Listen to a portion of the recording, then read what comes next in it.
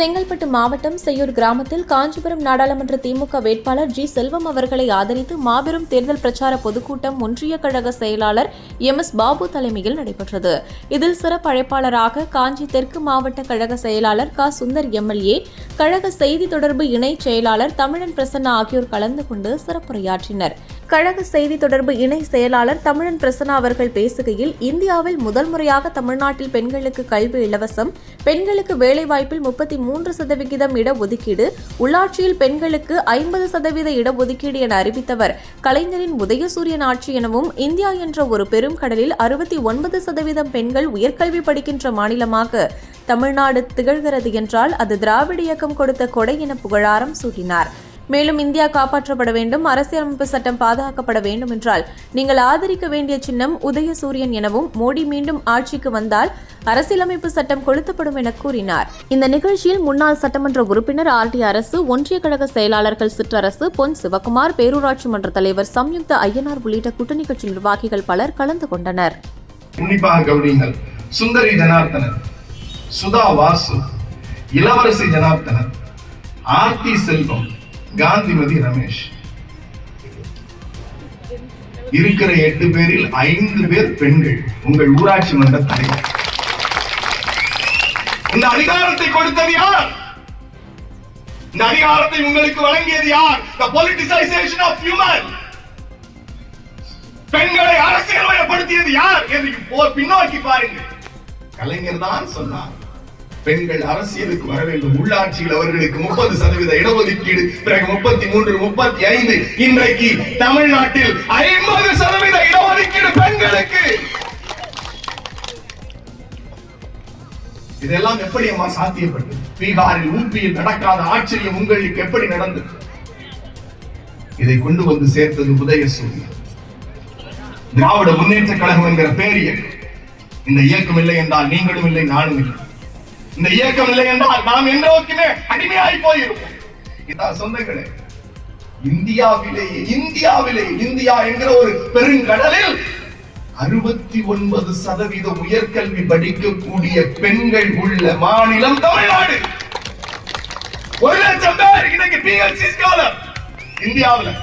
1 கோடி பேர்ல கிட்டத்தட்ட 1 லட்சம் பேர் என்ரோல் பண்ணிருக்காங்க. அந்த 1 லட்சம் பேர்ல 32,000 PhD ஸ்காலர் தமிழ்நாடு. இந்த நிலைமை எப்படி? திராவிட இயக்கம் கொடுத்த கொடை. இந்தியா காப்பாற்றப்பட வேண்டும் என்றால் நீங்கள் வாக்களிக்க வேண்டிய சின்னம் உதயசூரியன். இந்தியாவின் அரசியலமைப்பு சட்டம் பாதுகாக்கப்பட வேண்டும் என்றால் நீங்கள் ஆதரிக்க வேண்டிய சின்னம் உதயசூரியன். ஏன் இந்திய அரசியலமைப்பு சட்டம் சொல்லுகிறேன் தெரியுமா? மோடி இன்னொரு முறை ஆட்சிக்கு வந்தால் இந்திய அரசியலமைப்பு சட்டம் கொடுக்கப்படும். இந்தியாவிலேயே முதல் முறையாக முத்தமிழறிஞர் டாக்டர் கலைஞர் முதலமைச்சர் உதயசூரியன் ஆட்சி அறிவித்தார், தமிழ்நாட்டில் பெண்களுக்கு கல்வி இலவசம். தமிழ்நாட்டில் பெண்களுக்கு கல்வி இலவசம் என்று கொடுத்த உரிமை டாக்டர் கலைஞர் கொடுத்தார். படித்து விட்டோம், பிறகு வேலை வாய்ப்பு. நீங்கள் இங்க இருக்கிற தாசில்தார் அலுவலகத்துக்கு போங்க, கலெக்டர் அலுவலகத்துக்கு போங்க, அல்லது விஏஓ ஆபீஸ்க்கு போங்க, அங்க 3 பேர் பெண்கள் உட்கார்ந்து வேலை பார்ப்பார்கள். எப்படி? இந்தியாவிலேயே முதல் முறையாக பெண்களுக்கு வேலை வாய்ப்பில் 33% இடஒதுக்கீடு கொடுத்தது கலைஞர் உதயசூரியன் திமுக. கல்வி உரிமை, வேலை வாய்ப்பு உரிமை, சொத்துரிமை. அதற்கு பிறகு பகுதி இங்கே ஊராட்சி மன்ற தலைவர்கள் இருக்கலாம். நான் பெயர் படிக்கிறேன் பாருங்க. வேலாயுதம் ஒரு ஆண், சசிகுமார் 2வது ஆண், திருநாவுக்கரசு 3வது ஆண். இது 3 பேர். அதற்கு பிறகு படிக்கிற பெயரையும் உன்னிப்பாக கவனியுங்கள். சுந்தரி ஜனார்த்தனன், சுதா வாசு, இளவரசி ஜனார்த்தனன், ஆர்த்தி செல்வம், காந்திமதி ரமேஷ். இருக்கிற 8 பேரில் 5 பேர் பெண்கள். உங்கள் ஊராட்சி மன்ற தலைவர். இந்த அதிகாரத்தை கொடுத்தது யார்?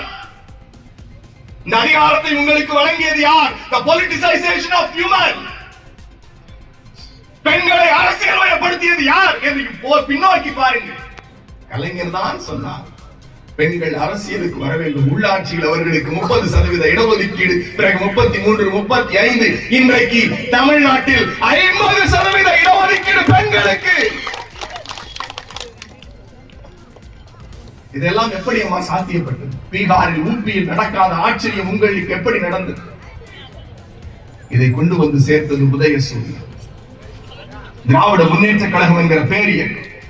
இந்த இயக்கம் இல்லை என்றால் நீங்களும் இல்லை, நானும் இல்லை. இந்த இயக்கம் இல்லை என்றால் நாம் என்றோக்குமே அடிமையாகி போயிருப்போம்.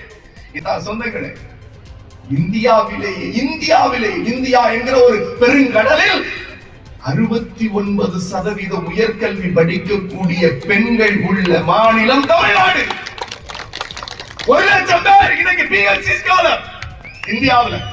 1 கோடி பேர்ல கிட்டத்தட்ட 1 லட்சம் பேர் என்ரோல் பண்ணிருக்காங்க. அந்த 1 லட்சம் பேர்ல 32,000 PhD ஸ்காலர் தமிழ்நாடு. இந்த நிலைமை எப்படி?